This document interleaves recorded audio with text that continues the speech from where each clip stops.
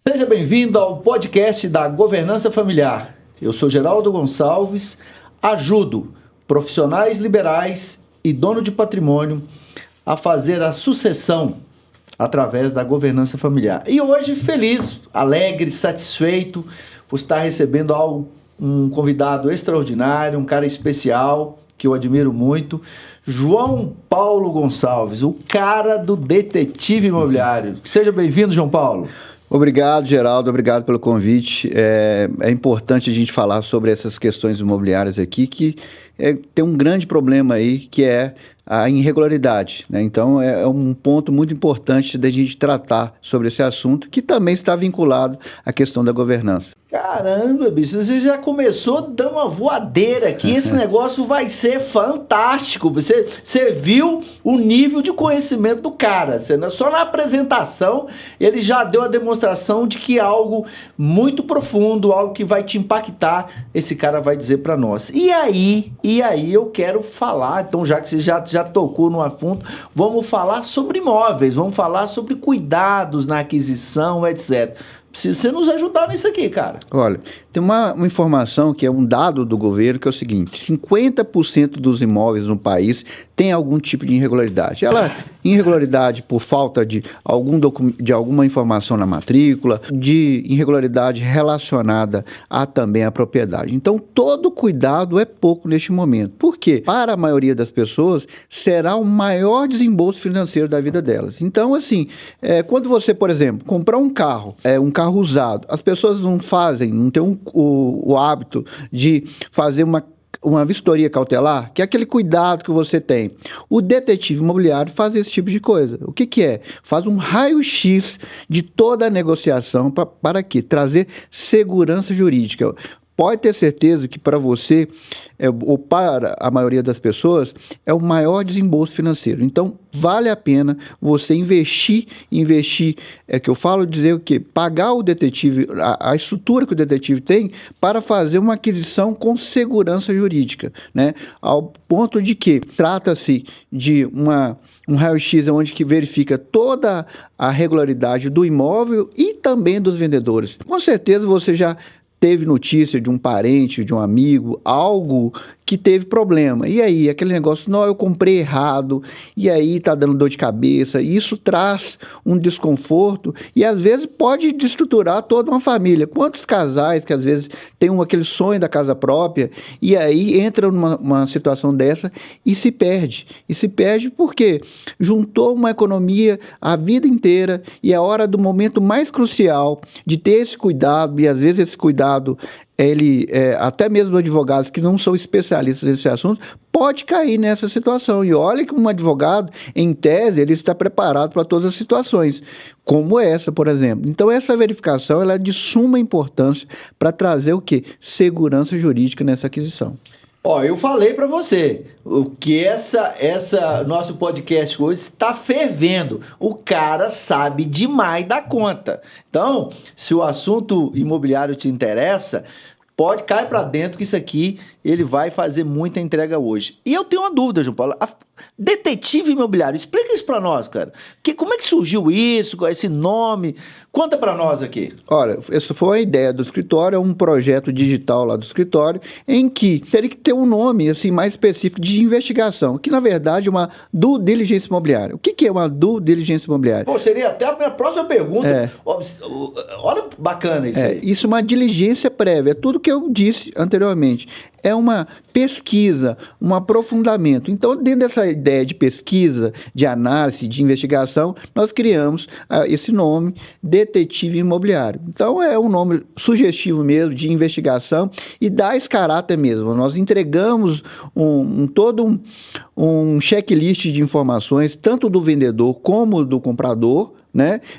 Do imóvel, para que trazer maior clareza na negociação. E muito mais que isso, nós entregamos também uma questão de um contrato de compra e venda com cláusulas especiais. A gente vai tratar aí mais à frente, mas a importância de você trazer segurança jurídica também no contrato de compra e venda. Não é aquele contrato lá do Dr. Google que você pega e tem aquelas cláusulas básicas. Não, nós tratamos aqui o detetive com cláusulas especiais. Não são cláusulas leoninas, são cláusulas que traz transparência para você, para o negócio, ou seja, clareza. Se tiver dar algum problema, a gente tem ferramentas para resolver com maior rapidez. O assunto tem que ser resolvido com rapidez. E aí a ideia do detetive também, o que é? Hoje o judiciário, né, o Poder Judiciário propriamente já diz, você tem que desjudicializar, ou seja, trazer ferramentas que leve ao cidadão celeridade, né? Às vezes essas ações hoje, por exemplo, uso campeão, você trata numa ação de uso campeão e demora anos na justiça. E hoje, com o uso campeão extrajudicial, você pode resolver em meses. E isso traz o quê? Economia, traz celeridade, traz uma solução, um alento para o cidadão que quer resolver aquele assunto para amanhã, não é daqui 10 anos. João Paulo, estou olhando aqui lá no seu blog e você tem um artigo aqui muito interessante, né, sobre um contrato de compra e venda, sobre cláusulas especiais. Conta para nós sobre isso aqui, cara. Olha, esse artigo, tem outros artigos também relacionados à questão da aquisição, da due diligência imobiliária. Eu sugiro vocês analisarem esse blog aí do GGS-ADV, que é o seguinte, tem vários artigos relacionados a esses cuidados, gente. É uma informação que está totalmente gratuita aí no blog, para você identificar esses detalhes que você precisa ter na hora de adquirir um imóvel. E esse artigo, exclusivamente, ele está muito bem ranqueado no Google de que é o contrato com cláusulas especiais. O que é um contrato com cláusulas especiais? Olha, por exemplo, eu coloco lá num contrato de compra e venda, você, ao invés do foro da justiça, da comarca, eu coloco a arbitragem. Pouco utilizado, as pessoas ainda têm essa desconfiança da questão da arbitragem. Mas olha, a arbitragem é uma cláusula que eu coloco nos contratos, eu trato como cláusula especial, ela é extremamente crucial para uma negociação, seja ela média, grande ou assim, milionária. Então veja bem, quando eu trago uma cláusula dessa, eu coloco o quê? Eu imponho celeridade numa eventual discussão, porque tratamos de uma arbitragem, tratamos de profissionais, ou seja, árbitros profissionais especialistas daquele assunto. Se eu estou tratando de uma grande aquisição de uma propriedade, eu vou indicar um árbitro relacionado a contratos, um árbitro que tem essa especialidade. Então, essa é uma das cláusulas. Uma outra também, que é muito utilizada, é a questão das cláusulas de comunicações eletrônicas. Olha, você vê muito ainda contratos que há a previsão de envio de notificação por AR, por aviso de recebimento, aquela coisa toda. Gente, hoje você tem diversas plataformas, por exemplo, a Notifica, né, fazendo aqui um merchandise aqui gratuito dessa plataforma, que você pode colocar essas notificações e enviar de forma eletrônica. Ou também colocar os e-mails, ou seja, os e-mails das pessoas interessadas tem o poder, né, tem os poderes para receber esse tipo de notificação. O que isso faz? Mas é uma cláusula simples. É, de fato, uma cláusula simples. Mas poucas pessoas utilizam essa cláusula. E aí, o que eu estou querendo dizer? Uma notificação que poderia demorar talvez 15 dias para ter essa efetividade, eu consigo isso em minutos. Então, essa é a efetividade das cláusulas especiais. Retrovenda, agora o entendimento recente do STJ, você colocar para o vendedor uma cláusula, caso ocorra o descumprimento do contrato, você pode estabelecer no contrato de compra e venda uma locação. Olha que legal isso aí, num contrato de compra e venda. Então, são o quê? A gente sempre, o detetive, a equipe do detetive, busca informações, os entendimentos aí, a gente tem uma pesquisa, uma base de dados de jurisprudência para entender o que o tribunal está entendendo nesses aspectos de rescisão de contrato de compra e venda, rescisão de locação. Então, você faz essas pesquisas para quê? A gente ser assertivo. Quando você é assertivo, você é um sniper, você tem acerto o alvo e você tem a confiança de que está fazendo o melhor. 100% no Brasil, infelizmente, nós não podemos dar essa garantia, mas nós aproximamos muito disso. Ou seja, João Paulo, são pequenos detalhes, né, que você colocou, as cláusulas especiais, enfim, são a própria notificação. Confesso para você que isso muda o jogo, né? Isso, para mim também, você já tinha me falado nisso. Ou seja, são pequenos detalhes, pequenos ajustes que você vai fazendo e você vai melhorando o desempenho. Tudo é carro, né, João Paulo? Como se fosse assim, tudo anda. Mas se você pegar um carro de Fórmula 1, é diferente, né? Então, esses pequenos detalhes que você colocou, e deve ter vários outros, é que muda o jogo, é que faz a diferença. Por aí? É por aí, exatamente. Quando você se especializa, como você, especialista em governança, tem livros publicados nesse sentido, o que é? Olha, quando eu sempre falo com meus clientes, quando tem um problema, né? E aí eu vou fazendo uma analogia aqui, um problema de saúde. Se eu estou com um problema no joelho, eu procuro um ortopedista, né? Um cara que tenha, além de ser ortopedista, ele tenha uma especialidade de joelhos. Então, para quê? Eu procuro, e aí voltando à questão do detetive, as pessoas que estão analisando, comprando um imóvel, faça isso aqui, olha, faça essa análise primeiro, que é o grande problema das pessoas, do modo geral, isso aconteceu, e isso que startou essa ideia lá atrás, é o seguinte, as pessoas compram muito pela emoção e não pela razão. E quando você compra pela emoção, você acaba deixando alguns detalhes desapercebidos. Então o detetive, ele une essas pontas aí para você o seguinte, olha, você está comprando pela razão, pela emoção, mas eu darei a razão para você adquirir este imóvel.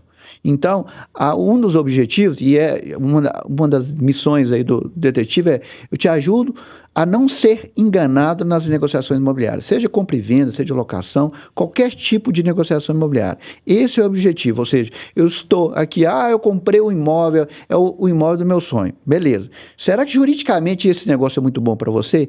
Essa é a análise do detetive. Então, por isso tem a importância das pessoas entenderem que é importante ter essa análise prévia jurídica para fazer uma aquisição com segurança jurídica. Então, Paulo, eu estou olhando aqui, você já foi, já teve função até de tabelião em cartório, e você linkou aqui com a questão de, você fala muito lá no seu canal também, questão de desvalorização, perda de valor dos imóveis, e eu estou linkando aqui com o meu, que eu falo muito também na governança familiar, sobre a questão das desvantagens, da desvalorização de imóvel, de inventário, enfim.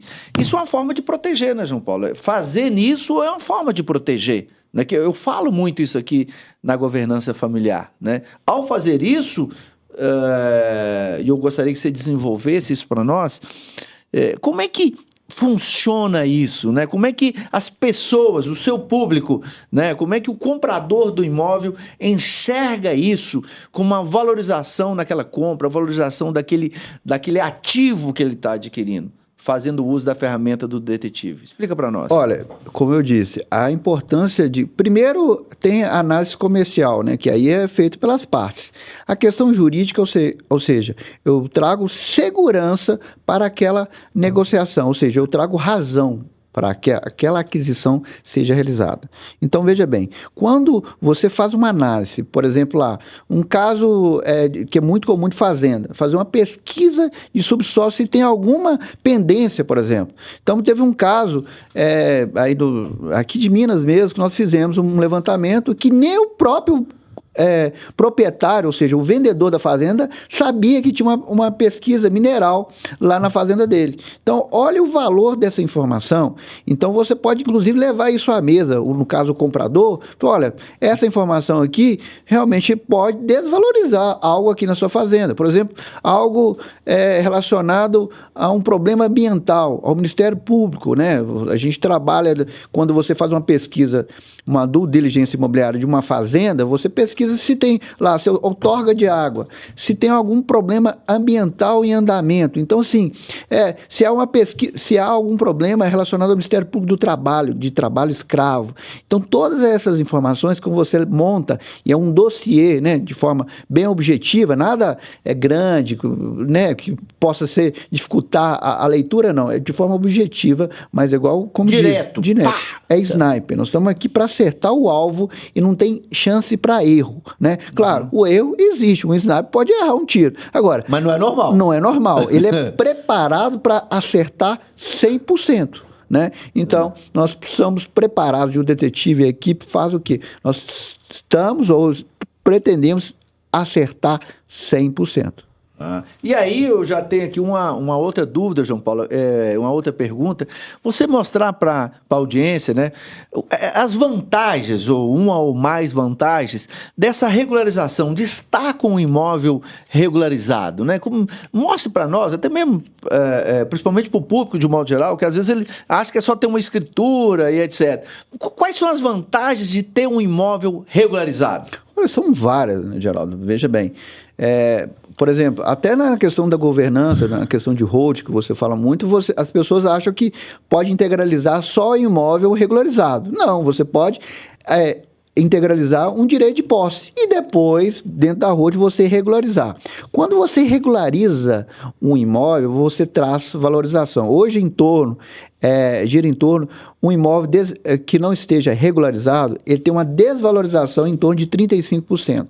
Olha o dinheiro na mesa que você está deixando aí. Então, primeiro ponto. O segundo ponto é o seguinte, quando você regulariza um bem, olha, e aí eu vou dar uma dica financeira aqui, você pode fazer o seguinte, alavancagens financeiras com este imóvel. Por exemplo, se ele está no seu nome, você pode dar em garantia, você pode obter financiamentos. Então, olha os benefícios que você tem de ter um imóvel regularizado em seu nome. Tratando de que, mais uma vez, 50% dos imóveis no país tem algum tipo de irregularidade.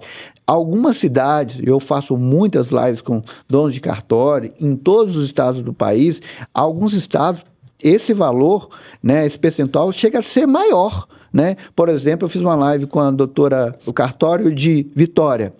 Ela disse que em Vitória tem mais de 50% de imóveis irregulares. Então, assim, olha a dificuldade, olha o dinheiro que essas pessoas estão deixando na mesa. Por quê? Você não consegue um financiamento, você não consegue dar em garantia. Outro ponto importante, esse imóvel, se não está no seu nome, pode sofrer uma penhora de uma outra ação, de um outro procedimento. E isso, de fato, o que é? Ah, mas o imóvel, eu estou na posse. Não, você está na posse, você é possuidor, né? Não necessariamente é proprietário. Então, às vezes, você pode... Eu posso ser inquilino, eu estou na posse do imóvel, não sou dono dele, né? Exatamente, exemplo que você é possuidor, mas não é proprietário. Então, é importante que você... E hoje tem várias ferramentas, né? Dentro dessa desjudicialização dos procedimentos, tem o uso campeão, tem a adjudicação compulsória, direito de laje, que as pessoas utilizam muito pouco. Então, tudo isso você pode fazer via cartório.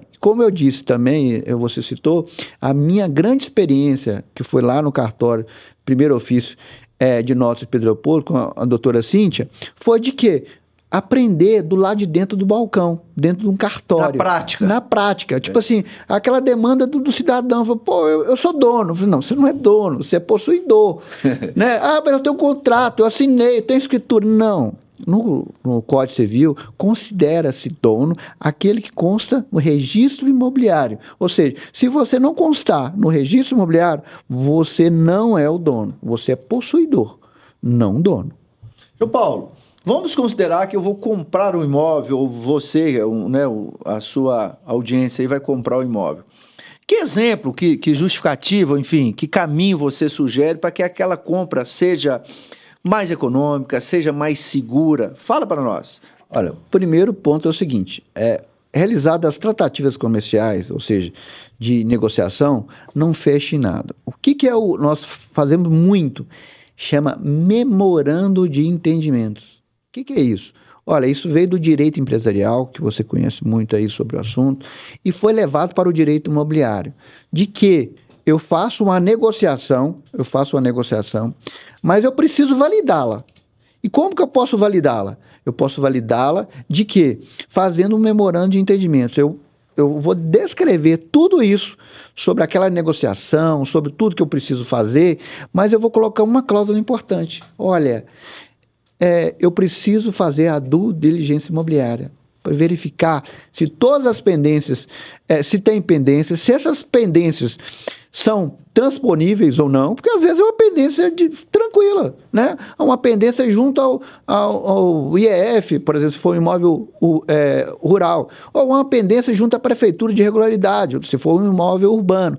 Então, esse memorando de entendimentos, ele tem uma grande valia para as negociações, ou seja, eu estou segurando o negócio, eu estou adquirindo esse imóvel, mas eu preciso de uma validação.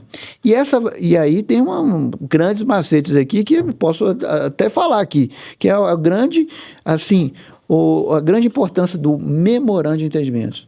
Se realmente eu identifiquei uma situação intransponível, eu desisto do negócio sem risco de multa nenhuma, porque eu estou trazendo clareza numa negociação, estou mostrando que eu preciso validar uma negociação, porque eu não estou comprando um celular, eu não estou comprando um carro. Pode ter carros, aí você pode ter carros milionários, né? Mas eu faço negociações aqui de fazendas, por exemplo, superiores a 200 milhões. Dá para fazer um contrato, sair com um contrato assinado desse? Não dá.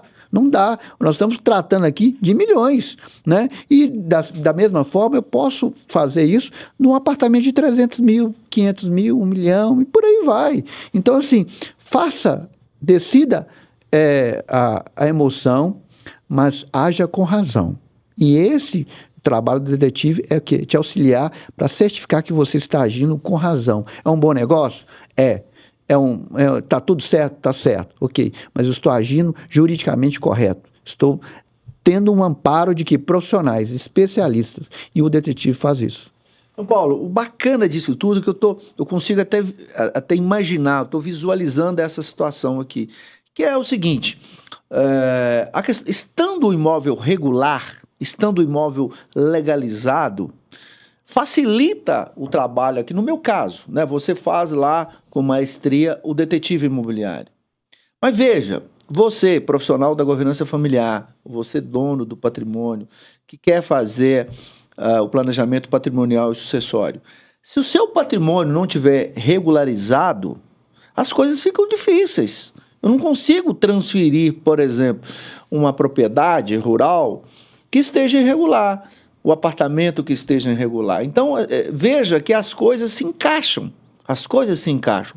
Está com o patrimônio regularizado, e o doutor João Paulo colocou muito bem, valoriza os seus ativos, permite que você continue crescendo, porque você pode fazer atitudes de alavancagem, igual você colocou, né? E tomar, por exemplo, fazer uma governança familiar, esse patrimônio tem que estar regularizado, né? Porque, do contrário, você não consegue fazer isso, né? Nota-se que é uma cadeia, né? E aí, João Paulo, como é que eu faço para ser um detetive imobiliário? Como é que é isso, cara? Como é que eu vou ser um detetive? Como é que eu faço para ser um detetive imobiliário?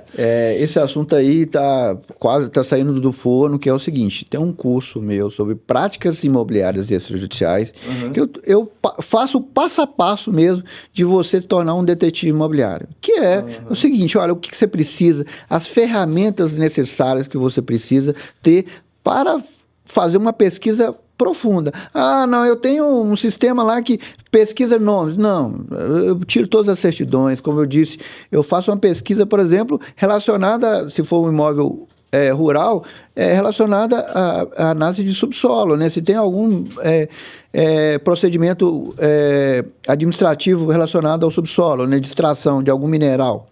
Então, tudo isso, nessas práticas imobiliárias extrajudiciais, eu falo. Por exemplo, de questão de regularização. O uso campeão, você pode, de fato, né, integralizar direitos numa hold. Direitos, você pode integralizar. Então, eu integralizo um imóvel, eu estou fazendo uma hold lá com o doutor Geraldo, e aí realmente eu não tive tempo, né? Eu deixei para lá uma questão de um imóvel que tem todos os requisitos para uso campeão. Aí eu falei assim, mas eu constitui a hold com o doutor Geraldo. E aí como é que eu vou fazer essa regularização deste imóvel aqui? Deste imóvel que não está regular no meu nome, eu não integralizei. Não, você vai integralizar sim o direito de posse. Veja bem, se eu integralizei esse direito de posse, e aí eu posso lá no direito também a questão de somar as posses. Então, se esse imóvel cabe a uma questão de regularização via uso campeão, eu posso, se eu tenho lá, eu preenchi os requisitos, por exemplo, lá eu tenho um contrato, uma promessa de compra e venda e integralizei na hold, né? E aí, na hold, esse imóvel está irregular, né? Perfeito? E aí, é o seguinte, eu comprei esse imóvel, tem 9 anos, 11 meses e 29 dias. Eu integralizei nessa data na hold. E aí, como é que faz? Olha, é aí que você vai regularizar esse imóvel na hold via uso campeão. Sabe por quê? Soma-se a posse, ou seja, a hold, né, ela pega essa posse aqui, né, soma essa posse anterior deste sócio que integralizou, e aí com mais um dia que foi constituída essa hold, passaram uns 10 anos. E aí posso fazer via uso campeão extrajudicial, dependendo dos requisitos, se preencher todos os requisitos, né? Ou, se não for possível, eu posso converter esse uso campeão extrajudicial em judicial. Ou seja, você ganha em todos os aspectos. E realmente nós estamos ligados. Há uma questão de regularidade e aí é uma questão de proteção e continuidade do patrimônio, né? Que eu acho que é o grande barato aí da governança, desses trabalhos que você faz da família, né? É o seguinte, é a perpetuidade do negócio, é a perpetuidade da família no aspecto não só do negócio, mas também da propriedade, o que o fundador conquistou durante aqueles longos anos, né, que foi né, cada um teve um momento difícil, ou seja, né, são momentos diferentes, né, então lá atrás o cara não tinha um WhatsApp, hoje o WhatsApp resolve, né. Ou seja, a questão da sucessão que você tocou bem, nós não estamos falando de sucessão apenas patrimonial, né, você, dono do patrimônio, você vai deixar aqui muito mais, ou não só um patrimônio, você vai deixar uma história, você vai deixar um legado, né? E espera-se que seja um legado de honradez, um legado que a família possa continuar, né? E o que o João Paulo coloca com muita maestria é que isso está muito ligado uma coisa com a outra, né, João Paulo? Por exemplo, eu tive uma experiência, João Paulo, em que eu fiquei, e até quero que você volte lá naquela questão de arbitragem, porque o que nós temos que fazer aqui, e você faz com muita sabedoria, é levar esse conhecimento para outras pessoas, né? Para os advogados, né? Para os donos de patrimônio, que existem caminhos, né? Você fala, eu vi um vídeo seu, você fala exatamente isso, né? Existe mais de um caminho. Por onde que você quer transitar? Esse aqui está pavimentado, é um caminho. Esse outro aqui é um outro caminho, mas aqui não tem pavimentação. Mas você chega também, talvez aqui leve um tempo. E eu tive uma experiência, João Paulo, em que de um imóvel que eu adquiri, levei 10 anos numa demanda judicial para fazer essa desocupação, etc. Por quê? Falta de combinados, né? Eu acabei comprando esse imóvel que estava ocupado e, infelizmente, não tive como fazer ou não tinha o conhecimento dessa questão da arbitragem. Eu gostaria que você voltasse, principalmente, João Paulo, você falasse de prazos, de ideia de tempo, porque não é razoável eu ter um imóvel, levar 10 anos para eu fazer uma desocupação, né? Eu acho que na arbitragem não é tanto assim. Verdade. E olha o dado importante que você disse.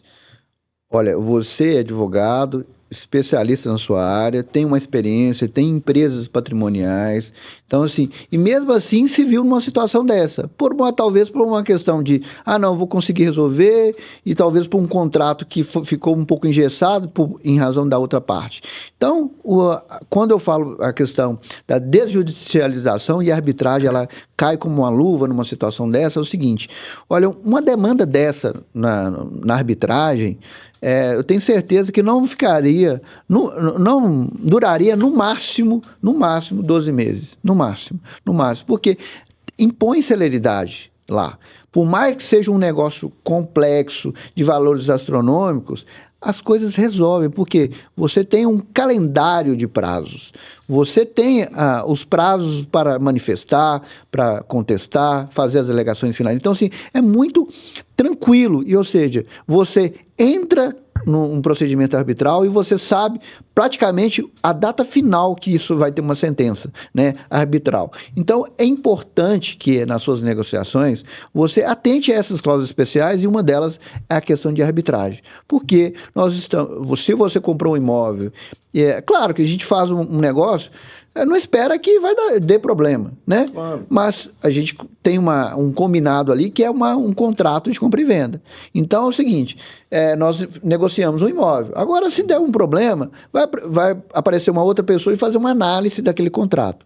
Então, aquele contrato tem que ser muito claro, objetivo, né? Mas uma clareza é o seguinte, ele não pode ser leonino, ele tem que ser bom para ambas as partes, mas as pessoas têm que entender o seguinte, se deu problema, eu tenho que resolver rápido. E hoje, você resolve rápido através da arbitragem. A justiça não vai. Não fazendo aqui nenhum descrédito com a justiça, não é isso. Eu estou falando aqui uma questão de celeridade. Celeridade é a arbitragem. Ah, mas pode ter um problema, não sei se é confiabilidade uma. Olha, são íntegros, tem um nome a zelar, que todos têm uma carreira magnífica, são especialistas. Então, quando você tratar de um contrato em que se discute uma cláusula contratual de rescisão sobre um dado específico, você pode ter certeza que será um árbitro especialista que irá cuidar desse assunto. Ah, é barato? Não é. Agora, o que é caro para você? Ficar 10 anos ou resolver isso em um ano? Entendeu? Entendi. O tempo vale muito, né, João? O tempo vale. E o tempo é igual para todo mundo, né? O presidente dos Estados Unidos e o nosso aqui é 24 horas. Então é o seguinte, se eu conseguir resolver isso, eu ganho tempo, eu consigo regularizar esse imóvel, você consegue fazer as alavancagens, né? Uhum. Talvez você está comprando um imóvel para fazer um empreendimento imobiliário, um prédio. Imagina você ficar 10 anos. Você perdeu o time. Já era. Time. João Paulo, vamos voltar aqui, porque você tocou num assunto antes, e eu acho que é muito importante, né? Porque, principalmente para a nossa audiência, a sua audiência do detetive imobiliário, principalmente, né? Que são donos de patrimônio, que quer preservar esse patrimônio, regularizar esse patrimônio, e também, né, os advogados, enfim, as pessoas que querem entender sobre as práticas imobiliárias. Mas vamos voltar aqui, João Paulo, que você tocou num assunto da questão da desjudicialização. Quais são as ferramentas? Fala de algumas, né? Quais são os caminhos extrajudicial, aqueles mais importantes que você citaria ou lembraria para a sua audiência que poderia ser aplicado aí para a questão das compras imobiliárias, né? Não sei se você entendeu a minha pergunta. Sim, não, claro. Existe sim. A primeira, a desjudicialização, você colocando uma cláusula no contrato de arbitragem, isso já tira do judicial. Já é uma grande conquista, né, João Paulo? Agora, uma outra forma também. Então, aí é uma questão comercial que eu sempre falo para os meus clientes. Olha, você pode comprar um imóvel irregular. Você comprando um imóvel irregular, sabendo o quê? Aí o detetive faz isso. Quais são os caminhos para regularizar esse imóvel? Qual seria o tempo para isso? Para quê? Olha, eu estou comprando com um preço bem abaixo, porque é um imóvel irregular, que tem uma desvalorização mais ou menos em torno de 35% de um imóvel regular. E aí você olha, esse caminho aqui é através de uso campeão. Esse caminho aqui é através de adjudicação compulsória extrajudicial. São todas ferramentas fora da justiça. Esse caminho aqui, por exemplo, que é muito assim em cidades maiores, é direito de laje. Então você pode... Direito de laje? Como é que é isso? Me explica como é que é um direito de laje. Olha, mas aqui, se tiver mais ferramentas extrajudiciais, eu quero que você volte e fale, mas eu gostei do direito de laje. Pois bem, o direito de laje é o seguinte, você tem uma construção que é muito comum, é o seguinte, aquele cara que casa, né, e aí vai fazer um puxadinho na casa, em cima da casa... Eu moro na casa da minha sogra, em cima, então eu poderia... Fazer o direito de laje do segundo andar aí da sua casa. Sério? Porque é o seguinte, veja bem, o imóvel embaixo, né, ou seja, o do solo lá, aquele que está a base, né, ele está regular. E aí você faz um puxadinho, esse puxadinho é irregular, não é? No meu caso mas seria, em tese. Eu estou falando no exemplo, não no seu exemplo, no seu caso. Se você está aprovado 2 andares lá na sua casa, aí você vai fazer um outro puxadinho, eu gostei aqui da casa da minha sogra. Vou subir mais um. Puxar mais um. Esse aí está irregular. Sim, tá. Neste caso seu, você pode regularizar via direito de laje. É feito numa escritura para instituir o direito de laje no cartório de notas, e aí depois você registra no cartório de registro de imóvel. Que é uma forma de regularizar, então, extrajudicial. Totalmente extrajudicial. E o que você está valorizando ainda mais este imóvel e outra coisa, né? Você está gerando uma matrícula diferente, ou seja, uma área independente que você pode fazer alienação dessa área. João Paulo, então vamos esquecer agora o direito de laje que você já me explicou. Agora imagine que eu construí num terreno meu e não regularizei essas construções. Como é que é esse procedimento? Como é que me dê uma luz para eu resolver isso, para eu regularizar essas benfeitorias? Isso acontece muito, né? Você pede uma matrícula junto ao cartório, aí só tem um lote. Aí quando você chega lá, tem um prédio. Tem um prédio. Como é que é isso? Você pode regularizar, sim, tudo via extrajudicial. Também? Também. Você precisa de, claro, especialistas, não só a questão do detetive, para que, olha, eu tenho que fazer um levantamento, tenho que fazer uma aprovação, você tem que ir à prefeitura, tem que ter a baixa da habites, ou seja, você tem que regularizar. Claro que, mas por que eu vou regularizar? Você valoriza o seu imóvel através lógico, disso. não é só o lote, né? Aí você tem uma outra questão. Você está dando função social a essa propriedade. Porque você está construindo, você está regularizando, você... eu estou pagando mais IPTU. Mas, claro, você tem um imóvel agora com um prédio, antes tinha um lote, né? Tem uma questão quando... legislações relacionadas ao quê? Se o lote... se não tem construção, o valor alíquoto do IPTU é mais caro. Então, quando você tem uma construção, ela tem uma redução. Então, olha a importância de você estar com o imóvel regularizado, né, de forma objetiva, ou seja, você trazer legalidade, né, é o que eu falo, dar legalidade às coisas, dê legalidade às coisas.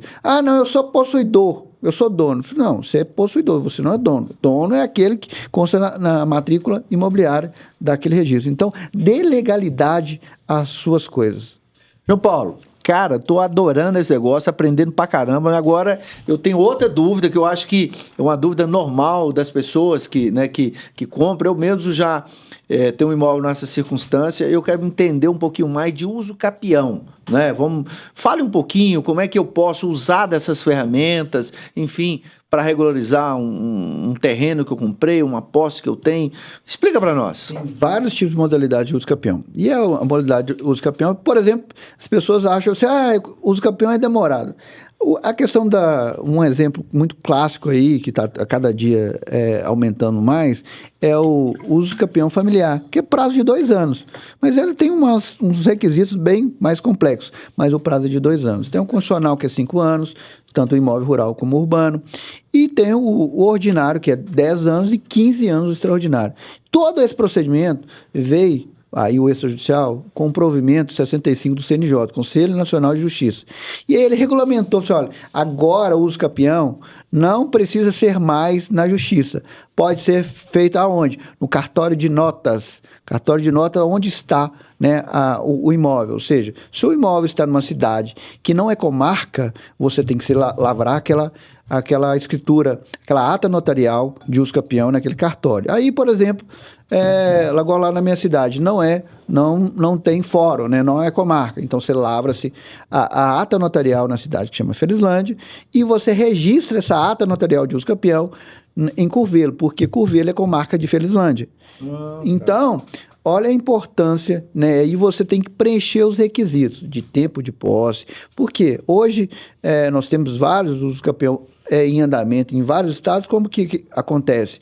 Geralmente, os oficiais de cartório, nos casos tabeliães, eles fazem uma diligência, né, através dos seus escreventes, dos seus prepostos, uma diligência lá no imóvel. Realmente, o Geraldo é o possuidor desse imóvel? Você conhece o Geraldo de quanto tempo?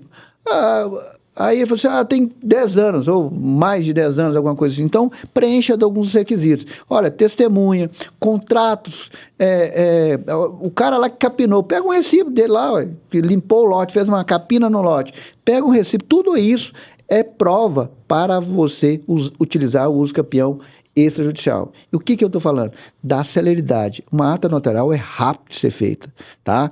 Feito isso, você leva no cartório. Então, nós já conseguimos aqui, esse foi o mais rápido até hoje lá, que foi feito no escritório, em 4 meses estava registrado.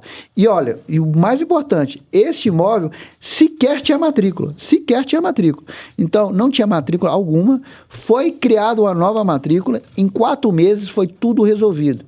Olha o benefício que foi dado através do uso capião extrajudicial.